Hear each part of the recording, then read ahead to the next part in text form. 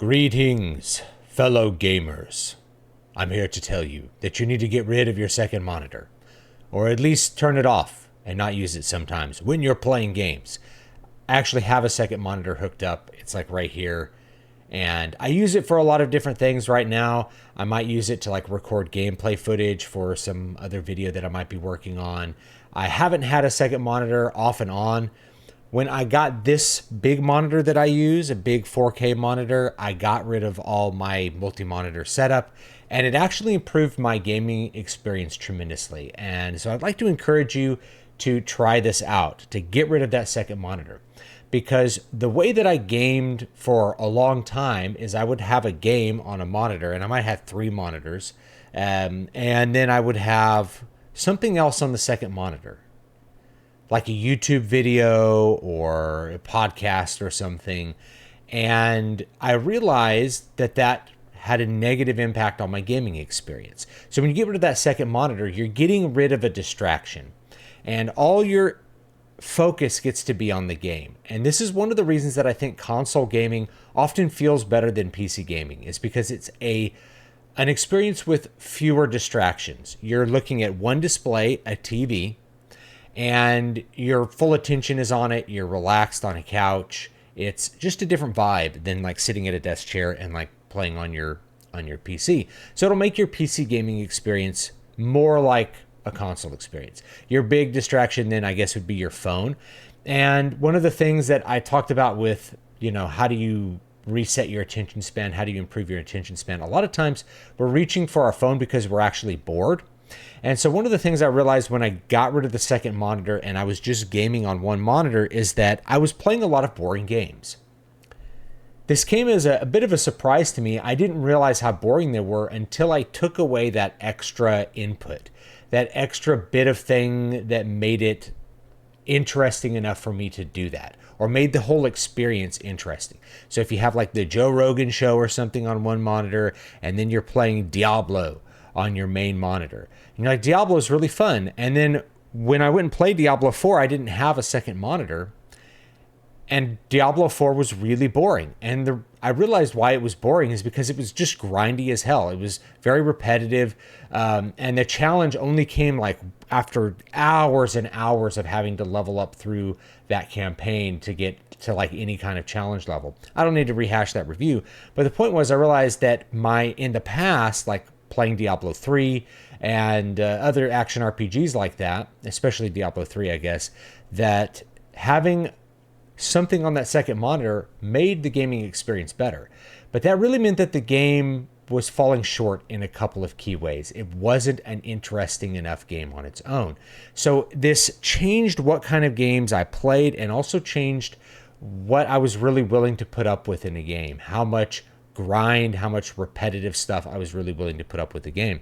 I remember back in the day, I used to play World of Warcraft constantly with a second monitor. Now, originally, the second monitor just had like iTunes open and like Ventrilo, maybe TeamSpeak, like if we're going back 20 years, right?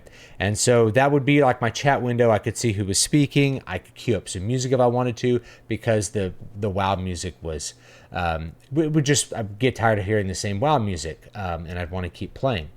But I never played WoW, and I played WoW by myself plenty, or with no voice chat. But WoW, I realized it needed help at a certain point, and I started watching videos on that other monitor.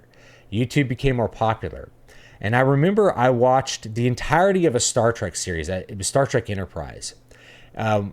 While I was playing World of Warcraft, I had Star Trek Enterprise out because I ground out the insane title. We don't need to get into that title. It's kind of embarrassing that I got that title, but I was in a place where I just didn't have much to do in my life, and that was really fun, was to do that grind and watch Star Trek. Now, that made me like Star Trek Enterprise, I think, a little bit better than I did before, and it made me like grinding out the insane title a little bit more than I would have in the absence of those things. If it hadn't been for that second monitor, would I have been willing to do that grind? I don't think I would have. I think it would have been too boring, like far too boring to do, especially getting like exalted with Winter Saber trainers. I think that might have been the worst part. I'm not sure if Chandra or Winter Saber's trainers like reputation was the worst part, but It took a long time. It took a lot of hours, and it took like a lot of gold, like 60,000 gold or something, which was a crap ton at the time. But again, I just didn't have a whole lot going on in my life. It was a period of like major hibernation from productivity.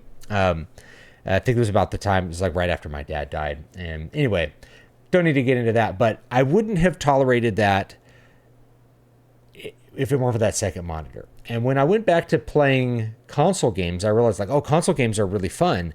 You know, playing something like Dark Souls was really fun. And it was fun because the game itself was completely engaging.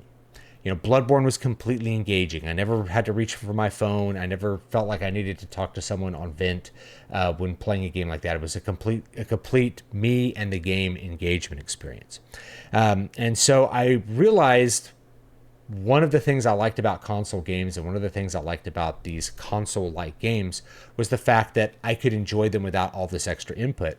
And once I removed that extra input of that second monitor, completely changed what games I was really willing to tolerate and what an interesting game needed to be, how interesting and compelling a game needed to be in order to hold my attention, and what kind of gameplay loop was acceptable and what kind of gameplay loop became a grind.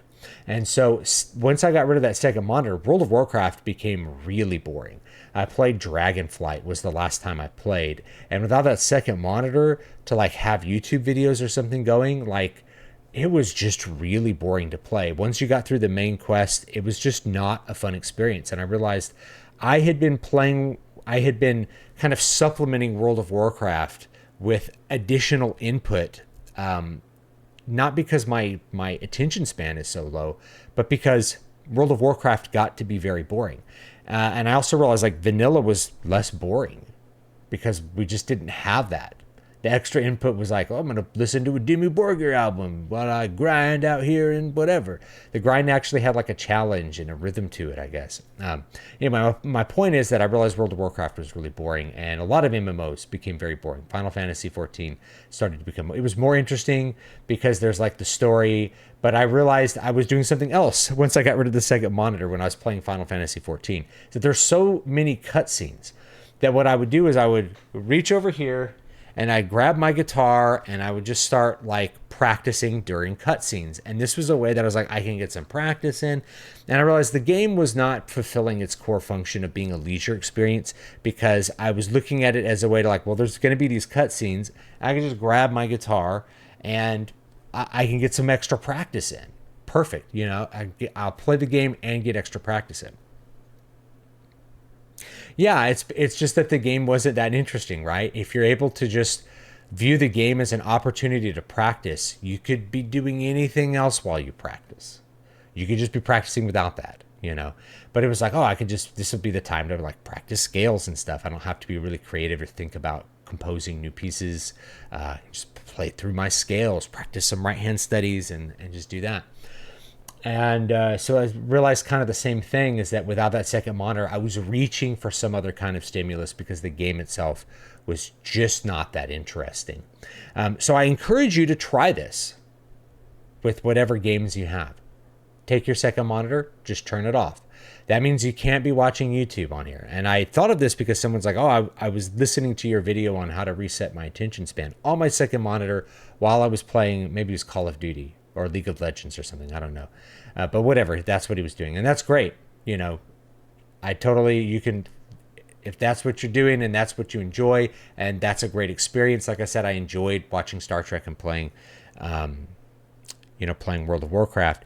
But try turning off that second monitor and see what your relationship is to the games that you're playing. And you may find that without that extra experience, you need a little bit more from a game. You need a game to engage you a little bit more.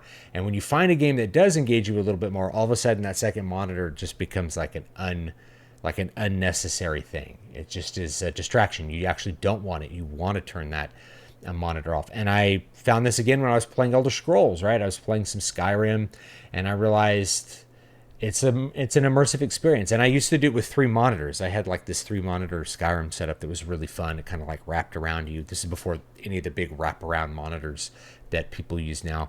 But it was a great experience and it was very immersive. You felt like you wanted to be there. You didn't need extra stuff. You wanted to hear the music. You wanted to feel your surroundings. You wanted to hear the ambience.